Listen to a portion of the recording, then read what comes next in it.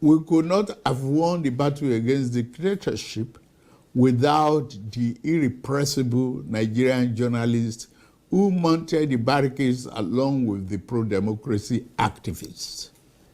We celebrate them today, along with their media establishments, such as The Punch, The Guardian, National Concord, Tribune, The News and Tempo, and Tel magazines.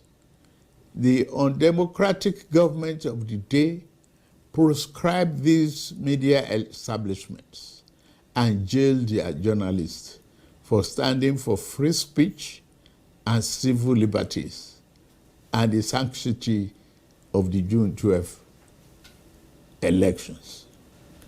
Despite the leather might of the authoritarian government, what appeared to be high and unyielding walls of dictatorship came tumbling down.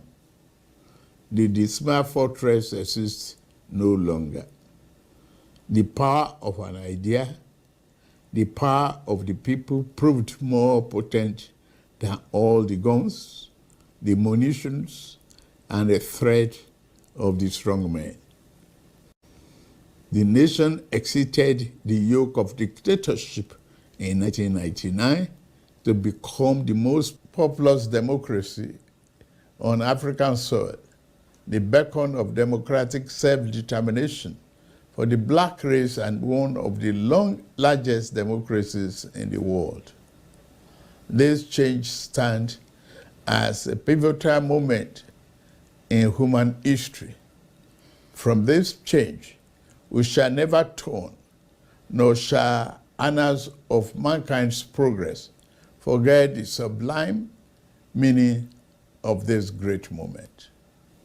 Today, 25 years later, we celebrate the silver anniversary of our journey in democracy. We have studied the course. Democracy is neither a foreign nor abstract concept devoid of real-life meaning for us. Neither can we afford to reduce or minimize it to being nothing but the mere holding of periodic elections where one candidate and party outdo another.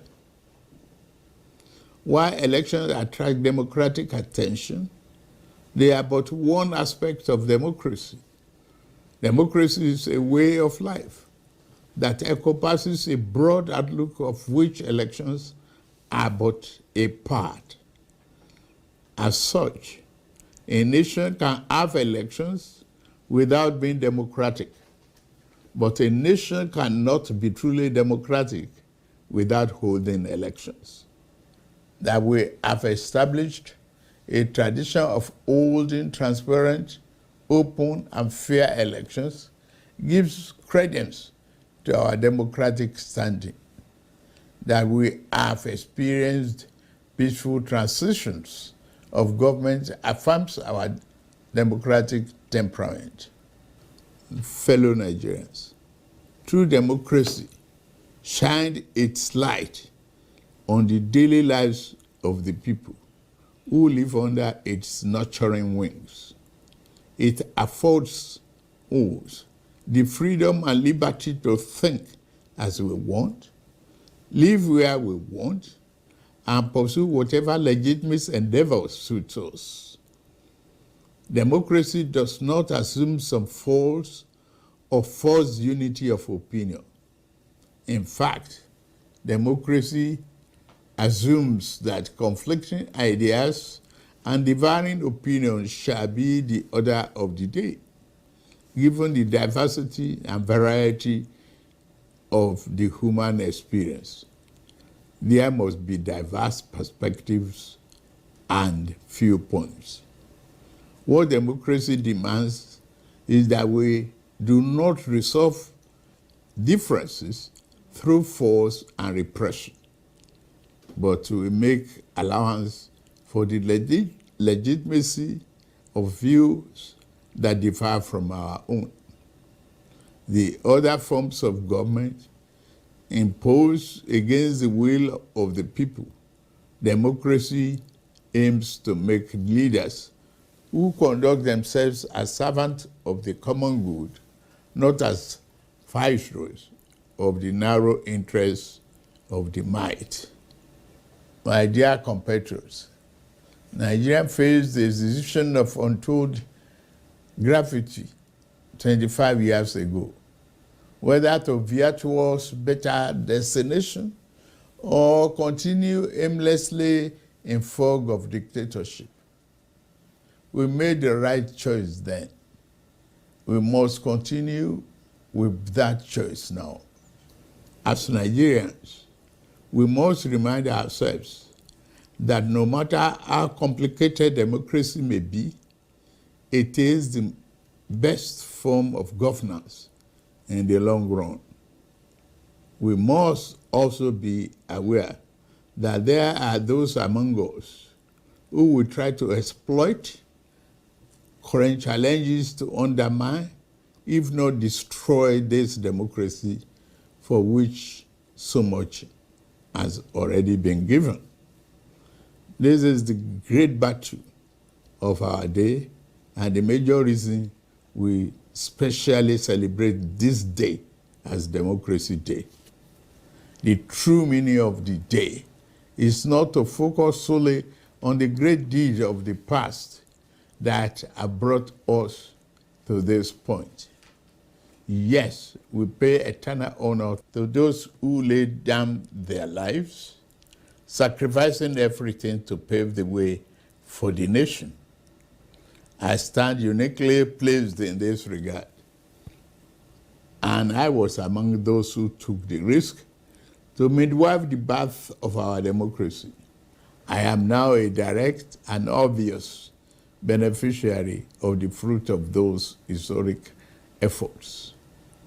As a president of this nation, I am morally and constitutionally bound to preserve this precious form of governance. I vow to do my utmost best to protect your rights, freedom, and liberty as citizens of Nigeria. Even more than that, I pledge to do whatever is necessary to cement democracy as our way of life. Although the challenges are steep and multiple, I am grateful to lead Nigeria at this moment in our history and point in our democratic journey. I come before you also to declare that our most important work remains before us. The real test has never been whether we will rise to the challenge, the sling of misfortune and grievous pains of dictatorship. The real test is whether we shall lower our guards and fail to defend democracy as the shadow of despotism and its evident physical danger fade. I say to you here and now that as we celebrate the enshrinement of our political democracy, let us commit ourselves to the fulfillment of equally important counterpart, the realization of our economic democracy. I understand the economic difficulties we face as a nation right now. Our economy has been in desperate need of reform for decades. It has been unbalanced because it was built on the flawed foundations and over-reliance on revenue from exploitation of oil. The reforms we have initiated are intended to create a stronger, better foundation for future growth. There is no doubt that the reform has occasioned hardship. I feel your pains. Yet, there are necessary repairs required to fix the economy over the long run so that everyone has access to economic opportunity, fair pay, and compensation for his endeavor and labor. As we continue to reform the economy, I shall always listen to the people and will never turn my back on you. In this spirit, we have negotiated in good faith and with open arms with organized labor on a new national minimum wage.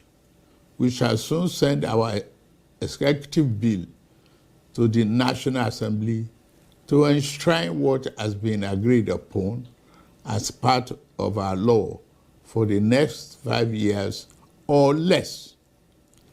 In the face of labor's call for national strike, we did not seek to oppress or crack down on the workers as a dictatorial government of the past would have done. We chose the path of cooperation over conflict. Nobody was arrested or threatened. Instead, the labor leadership was invited to break bread and negotiate towards good faith resolution. Reasoned discussions and principled compromise are a hallmark of democracy. These themselves shall continue to animate my policies and interaction with the constituent part of our political economy.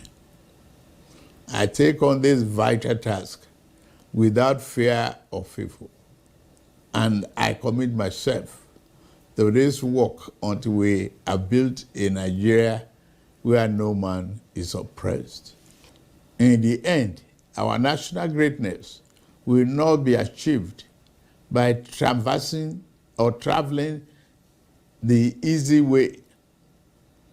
It can only be achieved by taking the right one. The words of American President Franklin Roosevelt sadly rings true, and I quote, "There are many ways of going forward, but only one way of standing still," and unquote. We dare not slumber, lest the good things awaiting our immediate future pass us by. We dare not plant our feet in the idle standstill in the middle of the intersection of hope and despair. We know the proper way forward, and we shall take it. The initial rays of a brighter tomorrow now appears on the horizon. An abundant future and our capacity to achieve that future lies within our reach.